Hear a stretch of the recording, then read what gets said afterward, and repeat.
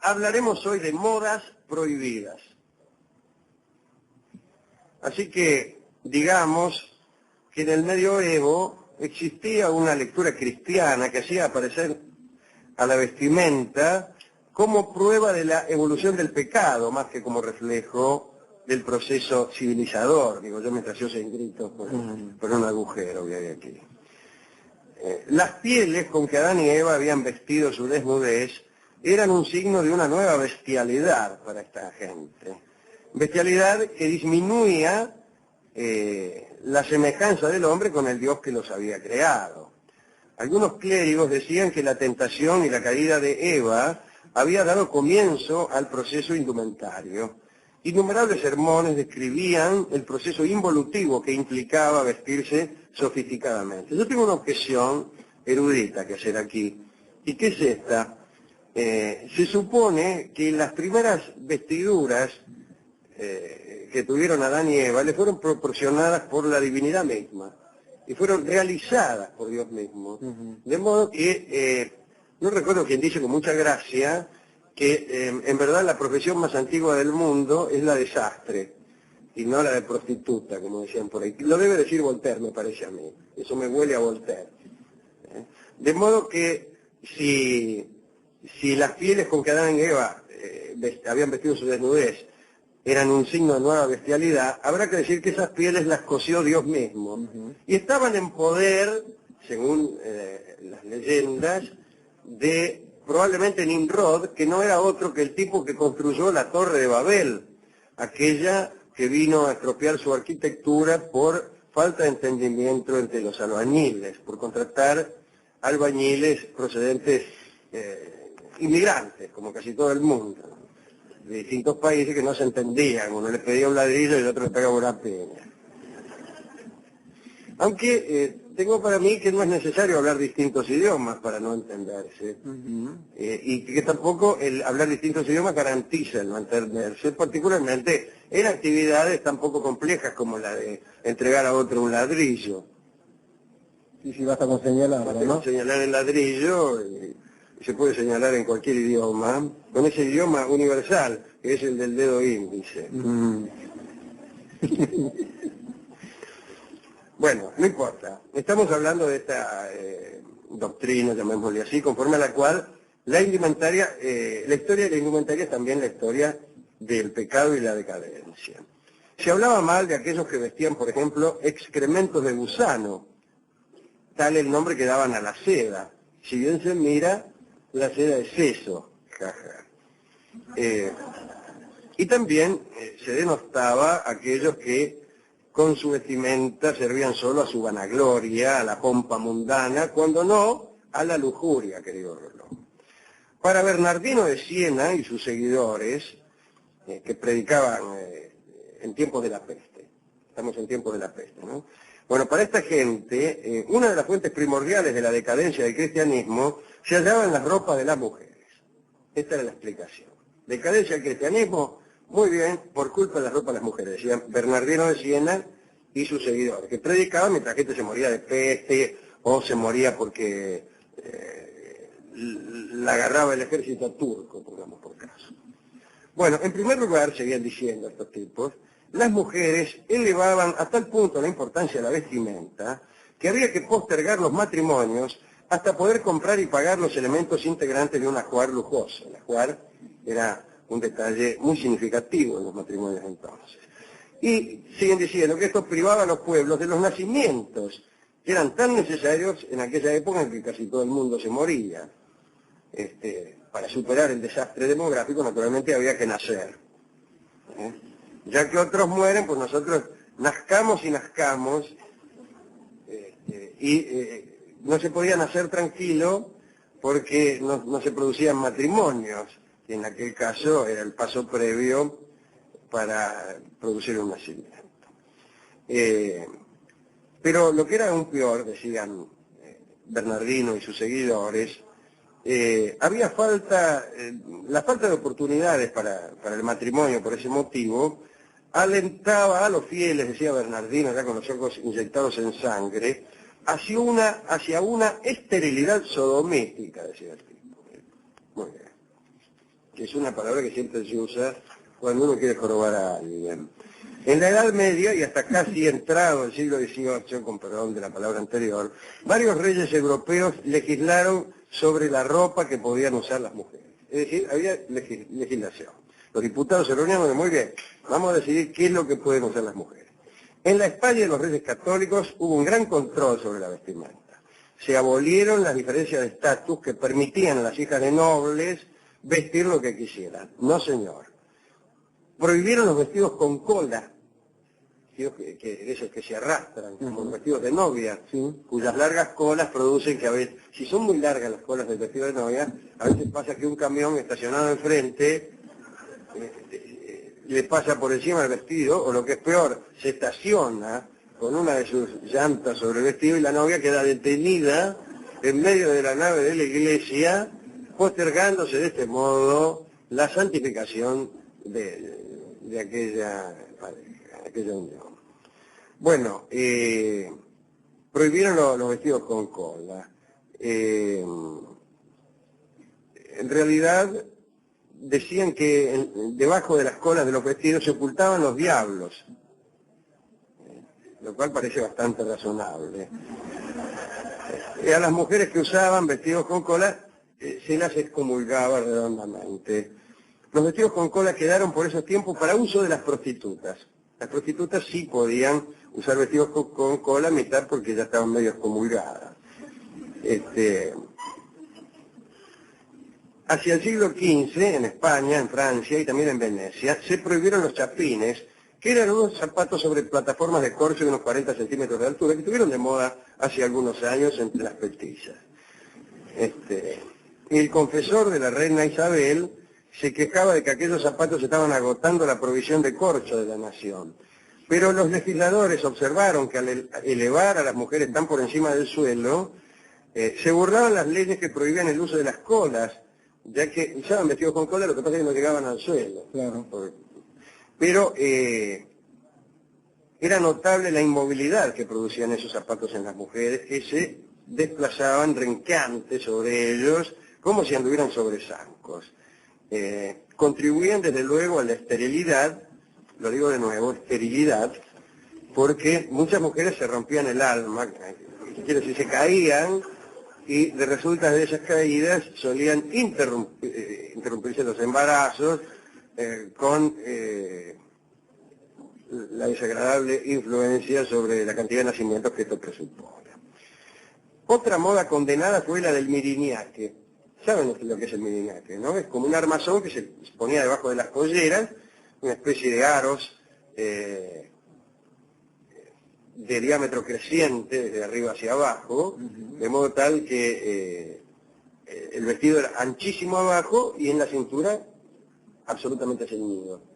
Pero el vestido se sostenía en realidad por un armazón, tal como he dicho. Y pues bien, se usaron en las cortes allá a mediados del siglo XV. Algunos críticos del lujo se quejaban por la cantidad de tela que usaban, pero la mayoría se refería a los elementos galantes que aquella prenda conllevaba. Observaban que más allá de la dificultad que suponía pasar por las puertas, con las puertas estrechas las minas no entraban y había que andar empujándolas o algo. Pero además el miriñaque era incomodísimo para quien quería sentarse, puesto que era preciso someter al artilugio a una complicada manipulación para ordenarlo, y en la mayoría de los casos, dice el cronista, imposibilitadas de ejercer la maniobra, las mujeres se resignaban a exhibirlo todo, redondamente. Pero lo que más perturbaba a las autoridades no era tanto esa exhibición, como la limitación que imponía a los embarazos. Parece que la gestación se veía amenazada por la rigidez de los aros y el corsé. Además parece que el miriñaque permitía a las mujeres una inaceptable licencia sexual. Hemos contado alguna vez cómo Enrique IV se escondió debajo del miriñaque de Margarita de Valois, que fue después su mujer, ¿no? O que era en ese instante su mujer.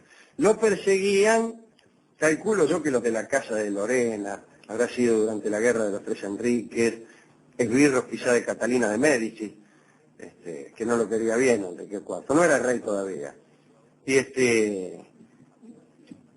se escondió en una pieza y se metió debajo del miriñaque de Margarita Balúa. Entraron los tipos, vieron ahí a Margarita, no, aquí no hay nadie, y bueno.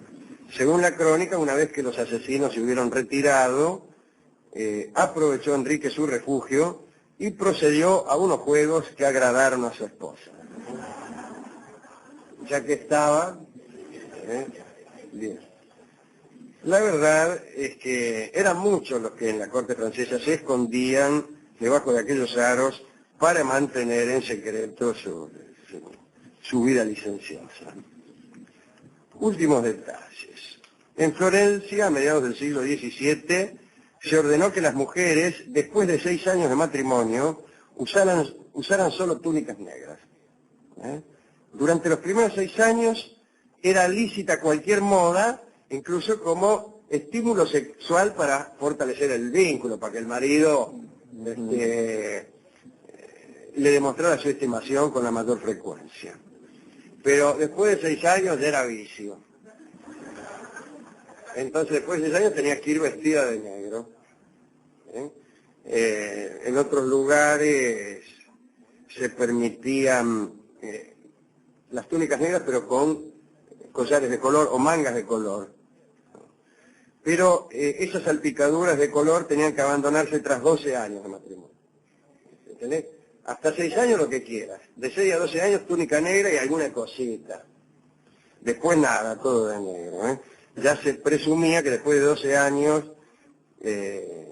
la sexualidad productiva estaba llegando a su fin. En Siena, la privación de cualquier color debía ejercerse después de 2 años. Ya con solo 2 años de casada, ya tenías que andar de negro. Y eso es todo lo que tenemos que decir. Hoy en día hemos salido afortunadamente de esa época de oscurantismo y de estupidez. Así que las damas pueden vestirse del color que quieran. ¿Usted está de acuerdo con eso de que las mujeres no deben vestir de negro? Y eso? No. A usted le gustan las ropas incitantes. Sin embargo, No, a mí me gusta que se vistan de negro, pero porque me agrada, pero no porque deba ser una obligación. Cada mujer tiene una pero quiero decir, ¿usted está de acuerdo con que la mujer debe vestirse de un modo tal que aparezca como bella, insinuante, etcétera, etcétera? Sí. Ayudar a su belleza con la vestimenta. Sí, Me acuerdo ahora de Anatole France en La isla de los pingüinos, que decía algo parecido a este Bartolomé de Siena, ¿no? Pero lo decía con toda sorna.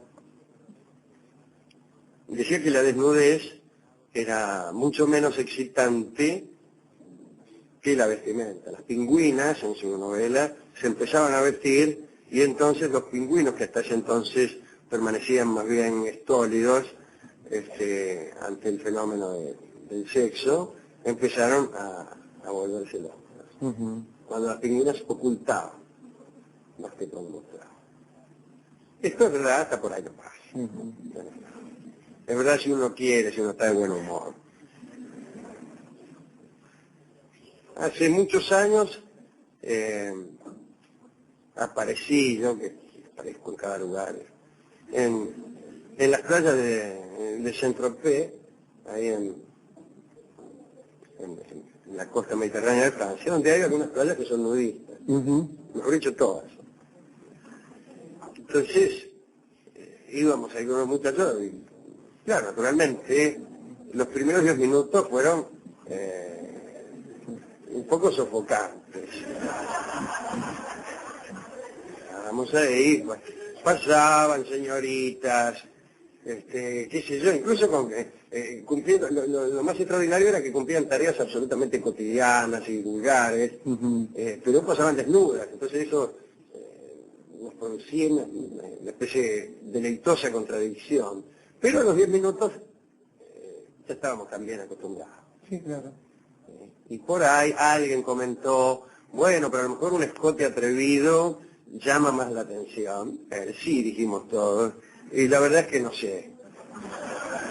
La verdad es que no sé. Solo recuerdo una frase que me parece estar diciéndola ahora. Ya no era en la playa, era un bar. Estamos sentados con un tipo ahí, y aparecen unas señoritas regalando atados de cigarrillos de una cierta marca. Entonces llevaban una remera que no era remera, sino que era como algo que colgaba allí, que dejaba ver enteramente el seno de estas damas. Y nos regalaron paquetes de cigarrillos, cambiaron con nosotros unas palabras amables, nosotros sonreímos como dos caballeros, incluso mirando a los ojos de las señoritas, tratando de no incomodarlas de lo más mínimo, y entonces se fueron, saludamos con inclinaciones de cabeza, y yo lo miré al tipo y así me vieron los muchachos.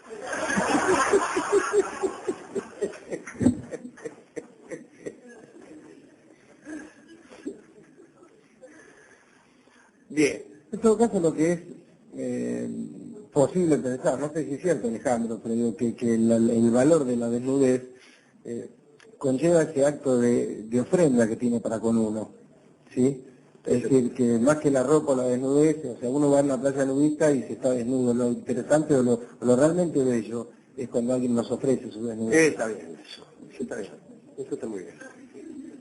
La persona que viene a vernos bien vestida o tratando de ser lo más linda que puede, nos está haciendo una ofrenda, es un acto de respeto primero, de amor, y llegado el caso también de deseo y de atracción, que uno agradece muchísimo. Es así. Por eso me he comprado... por eso se vino así vestido. Por eso me vine así vestido, y eso que no ha visto mi calzoncillo con lentejuelas.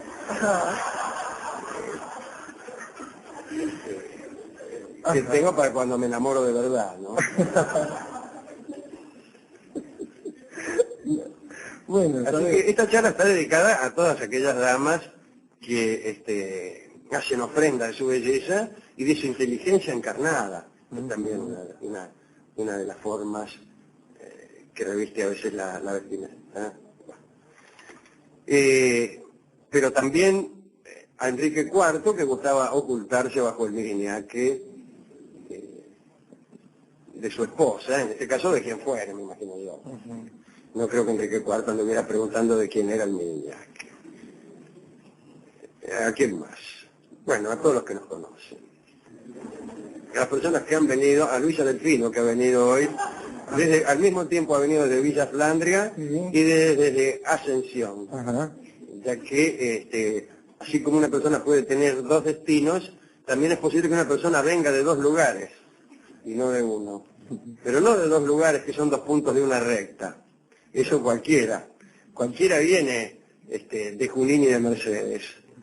El asunto es venir al mismo tiempo de La Plata y del Tigre. Bueno, nosotros venimos al mismo tiempo de varios lugares distintos. Hemos pasado por la discoteca y le preguntamos si el tipo si tenía discos sobre, por ejemplo, miriñaques. Y el tipo rápidamente dijo, sí señor. Tomó rápidamente la milonga que se llama miriñaque, ya que esta persona tiene respuestas para cualquier pregunta, y nos puso el disco en la mano, por decirlo así. Vamos a escuchar entonces la milonga de Alberto Mastra, llamada Miriñaque, que canta Nelly Omar.